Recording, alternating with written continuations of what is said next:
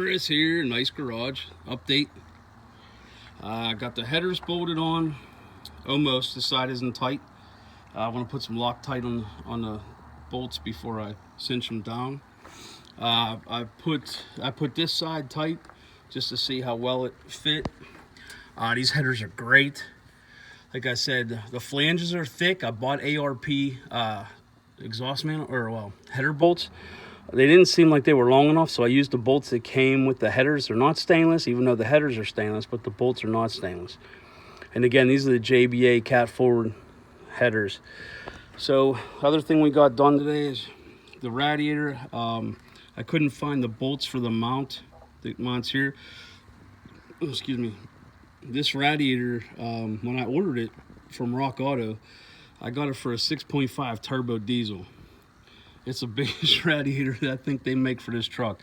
And if you can see, it's tight, like all the way up against here and on the other side. So it's a pretty big radiator. I got an electric fan from Summit. You can make it a pusher or a puller, but I have plenty of room here to keep it as a puller.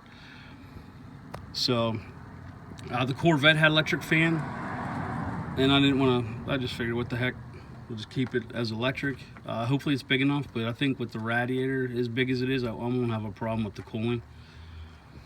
So that's in.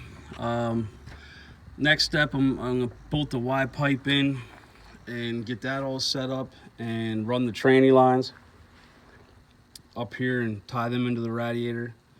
I still haven't decided whether or not I'm gonna use the power steering pump cooler that's in the radiator or not, because this truck had one that went up underneath the core support, the rad support, and it had just tubes. So I may figure out a way to use it in the radiator. I'm not sure yet, because those lines are old anyway, so I may just replace them.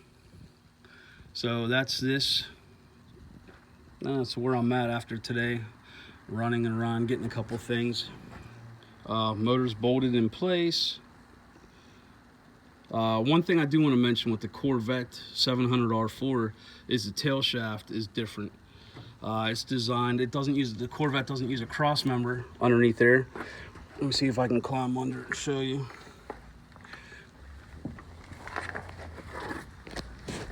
And it might be hard to see, but the tail shaft, yeah, it's gonna be hard to see. The tail shaft is made for like a C-type. I think the bracket that comes off the bottom floor of the Corvette has like a C bracket that wraps around the top and the side and the bottom of the tail shaft to mount it. So that's something I'm gonna have to deal with. And from doing a little research, the 700R, the tail shaft in the Corvette is 3/4 of an inch shy or shorter than the stock 700 that was in this truck. Actually, this truck had a 4L60 in it, but that's neither here nor there. So either I don't think I'm gonna have anybody take this transmission apart just to change the tail shaft. So I'll probably take the drive shaft back to the driveline service where I had them put 2 new U-joints in it and balance it. I may have them lengthen it if it becomes an issue. You know, just lengthen it 3/4 of an inch and rebalance it. So if anybody has any input on that, greatly appreciate it. Also, my kids were over here today and they cleaned the floor. Other than where your feet are and a little bit of rust from going through the mat, and the floor is extremely clean in this truck. I got one seat somewhat bolted in. I gotta mount the seats to this seat, the passenger seat. And it'll bolt into the factory holes where the bench seat was, and then the inside ones we have to drill. And my bolts are there, so just trying to throw this together. We only have a couple weeks left before winter hits. I'd like to see this thing moving around and driving, you know, within 3. I was hoping for 2 weeks, but seems like next weekend I'm gonna be pretty busy.